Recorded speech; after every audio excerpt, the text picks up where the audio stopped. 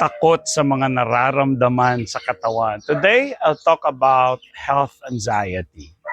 Lumang pangalan yan ay hypochondria. So, hindi na ginagamit ngayon yan. So, we talk about health anxiety. Ito yung mga taong makaramdam lang ng konting mga sakit sa katawan, konting kibot, konting weird sensations, ay nag-aalala na, hindi na nakakatulog, nagpapanik na takot, no? Papanic attack pa. So ito yung video na yon. Before I continue,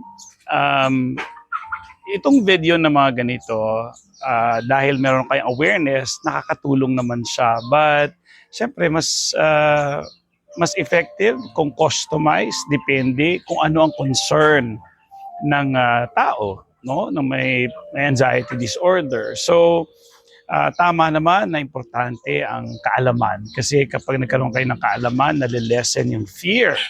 So napakaganda nung i-share ko sa inyo today. Simple lang, no? So if you want to talk to me, pwede niyo ako makausap. Huwag na magtiis, huwag na pakahirap, kasi meron namang solution. So I use cognitive behavioral therapy, no?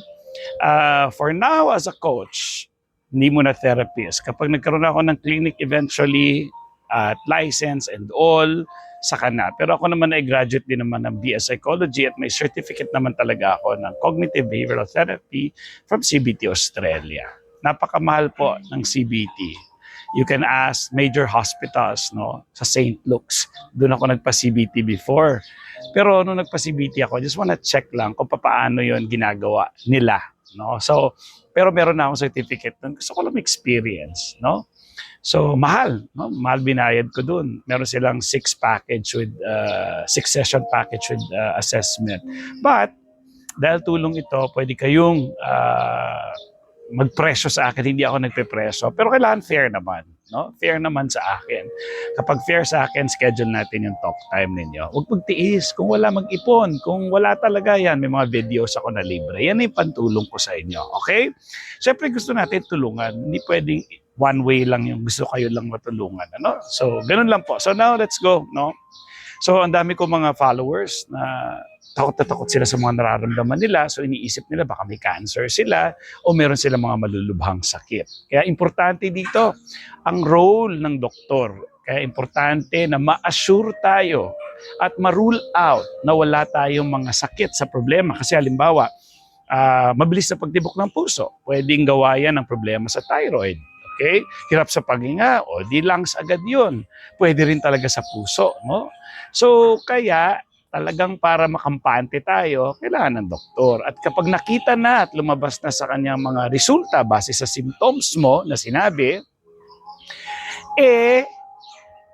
at normal lahat, di wala na tayong problema sa pangangatawan. Ang problema nyo na lang, yung pangungulit ng isip ninyo, yung pagkakatastrophize, yung pinapalala pa, at yung mga negative thinkings, yung mga overthinking na hindi makontrol, dyan ako magaling. Dyan ko kayo matutulungan kung paano. So, bibigyan ko muna kayo ng mga sample para kahit paano maginawaan kayo.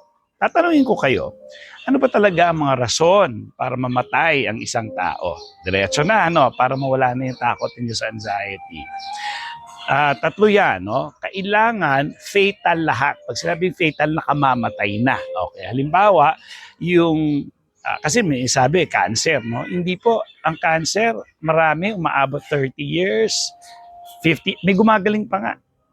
No? Lalo na ngayon, dahil sa technology ngayon, yung mga cancer, like say breast cancer, nagagamot na napapagaling na, no?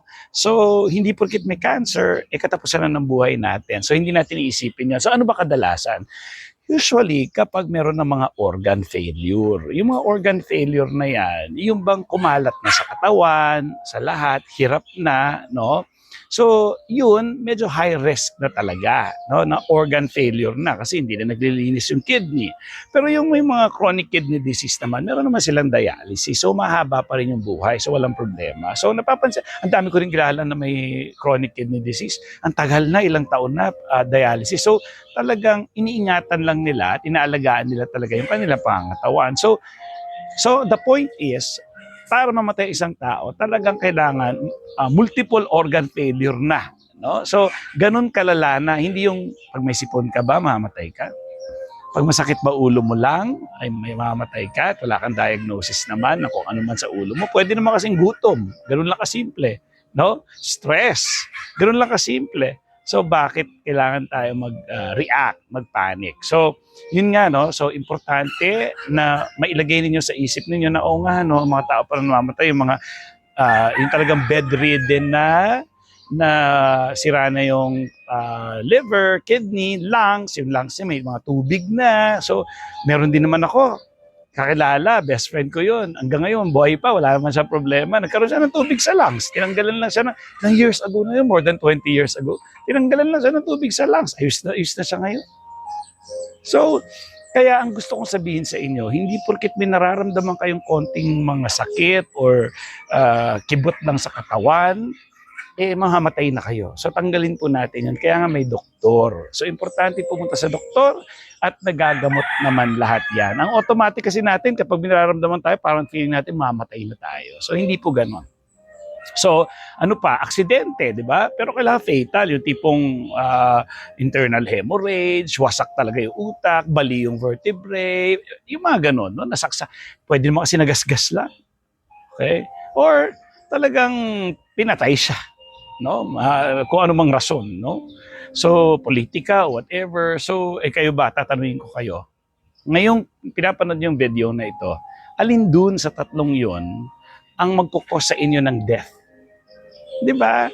So man-realize, no, ayos naman pala ako, wala man nga ako nararamdaman, pinagpipilitan ko lang sa sarili ko. So ngayon kasi, pero ang tigas kasi ng ulo natin, ang kulit. May mga rason yung kung bakit. No, naging routine na, naging automatic response nyo na yung fear. So yun yung aayusin natin. Okay? So message me, nandito lang po sa taas at i-share the video para matulungan natin yung mga taong hirap talaga at nagdudusa sa kanila anxiety disorder. Bye!